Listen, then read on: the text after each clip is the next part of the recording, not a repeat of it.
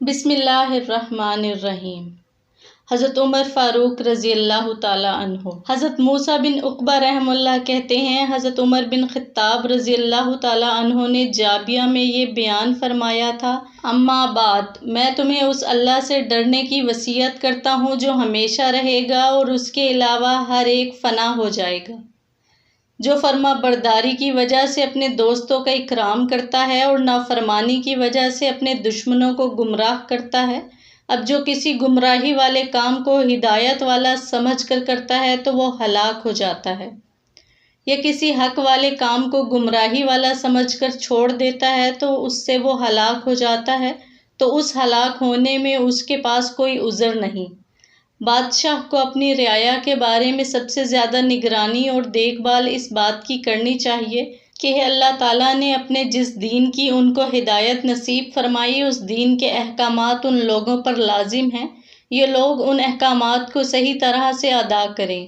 ہم ذمہ داران خلافت کے ذمہ یہ بھی ہے کہ ہم آپ لوگوں کو اللہ کی اس اطاعت کا حکم دیں جس کا اللہ نے آپ لوگوں کو حکم دیا، اور اللہ کی اس نافرمانی سے روکیں جس سے اللہ نے آپ لوگوں کو روکا۔ قریب اور دور کے آپ تمام لوگوں میں اللہ کے احکام کو قائم کریں۔ جو حق کو جھکانا چاہتا ہے، ہمیں اس کی کوئی پرواہ نہیں۔ مجھے معلوم ہے کہ بہت سے لوگ اپنے دین کے بارے میں بہت سی تمنائیں کرتے ہیں، کہتے ہیں ہم نمازیوں کے ساتھ نماز پڑھیں گے اور مجاہدوں کے ساتھ مل کر جہاد کریں گے اور ہم ہجرت کی نسبت حاصل کریں گے۔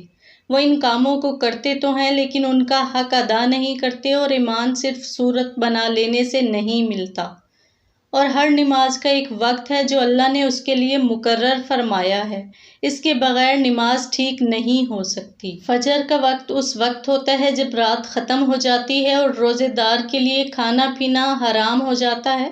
فجر میں خوب زیادہ قرآن پڑھا کرو۔ ظہر کا وقت سورج کے زوال سے شروع ہو جاتا ہے، لیکن گرمیوں میں اس وقت پڑھو جب تمہارا سایہ تمہارے جتنا لمبا ہو جائے، اس وقت تک انسان کا دوپہر کا آرام پورا ہو جاتا ہے۔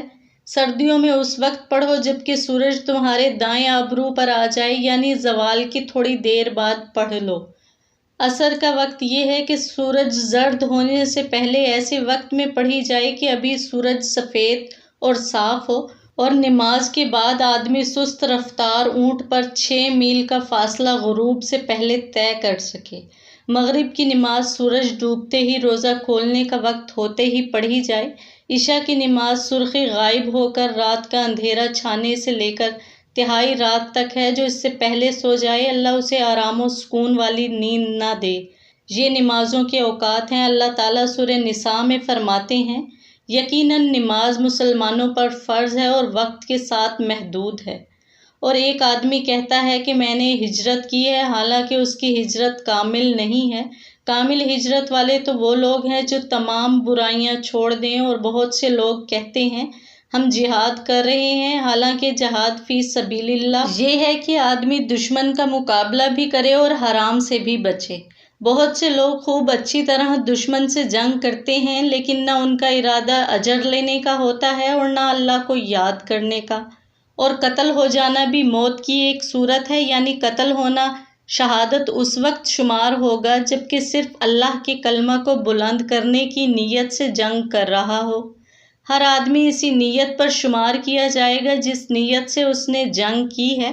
ایک آدمی اس لیے جنگ کرتا ہے کہ اس کی طبیعت میں بہادری ہے۔ جسے جانتا ہے اور جسے نہیں جانتا، ہر ایک کو جنگ کر کے دشمن سے بچاتا ہے۔ ایک آدمی طبیعتاً بزدل ہوتا ہے، وہ تو اپنے ماں باپ کی مدد نہیں کر سکتا بلکہ انہیں دشمن کے حوالے کر دیتا ہے، حالانکہ کتا بھی اپنے گھر والوں کے پیچھے سے بھونکتا ہے، یعنی بزدل آدمی کتے سے بھی گیا گزرا ہوتا ہے۔ جان لو کہ روزہ قابل احترام عمل ہے۔ آدمی روزہ رکھ کر کھانے پینے اور عورتوں کی لذت سے جیسے بچتا ہے، ایسے ہی اگر مسلمانوں کو تکلیف دینے سے بھی بچے تو پھر اس کا روزہ کامل درجہ کا ہوگا۔ زکوٰۃ آپ صلی اللہ علیہ وآلہ وسلم نے اللہ کے فرمانے سے فرض کی ہے، اسے خوشی سے ادا کیا جائے اور زکوٰۃ لینے والے پر اپنا احسان نہ سمجھا جائے۔ تمہیں جو نصیحتیں کی جا رہی ہیں انہیں اچھی طرح سمجھ لو، جس کا دین لٹ گیا اس کا سب کچھ لٹ گیا۔ خوش قسمت وہ ہے جو دوسرے کے حالات سے عبرت اور نصیحت حاصل کر لے۔ بدبخت وہ ہے جو کہ ماں کے پیٹ میں یعنی ازل سے بدبخت ہوا ہو، اور سب سے برے کام وہ ہیں جو نئے گھڑے جائیں۔ سنت میں میانہ روی اختیار کرنا بدعت میں بہت زیادہ کوشش کرنے سے بہتر ہے، اور لوگوں کے دلوں میں اپنے بادشاہ سے نفرت ہوا کرتی ہے۔ میں اور تم خواہشات کے پیچھے چلنے لگ جائیں یا دنیا کو آخرت پر ترجیح دینے لگ جائیں، اور مجھے اس بات کا ڈر ہے کہ تم لوگ کہیں ظالموں کی طرف مائل نہ ہو جاؤ، اور مالداروں پر تمہیں مطمئن نہیں ہونا چاہیے۔ تم اس قرآن کو لازم پکڑو کیونکہ اس میں نور اور شفا ہے، باقی سب کچھ تو بدبختی کا سامان ہے۔ اللہ تعالیٰ نے مجھے تمہارے جن کاموں کا والی بنایا ہے ان میں جو حق میرے ذمہ تھا وہ میں نے ادا کر دیا ہے، اور تمہاری خیر خواہی کے جذبے سے تمہیں واعظ و نصیحت بھی کر چکا ہوں۔ ہم نے اس بات کا حکم دے دیا ہے کہ تمہیں تمہارے حصے بیت المال میں سے دے دیے جائیں۔ تمہارے لشکروں کو ہم جمع کر چکے ہیں، جہاں جا کر تم نے غزوہ کرنا ہے وہ جگہیں ہم مقرر کر چکے ہیں، اور تمہارے پڑاؤ کی جگہ بھی مقرر کر دی ہیں، اور تلواروں سے لڑ کر جو تم نے مال غنیمت حاصل کیا ہے اس میں ہم نے تمہارے لیے پوری طرح وسعت کی ہے، لہٰذا اب تمہارے پاس اللہ کے حکم کے مقابلے میں کوئی عذر نہیں ہے، بلکہ سارے وہ دلائل ہیں جن سے اللہ کا ہر حکم ماننا تم پر لازم ہے۔ میں اسی بات پر ختم کرتا ہوں اور اپنے لیے اور سب کے لیے اللہ سے استغفار کرتا ہوں۔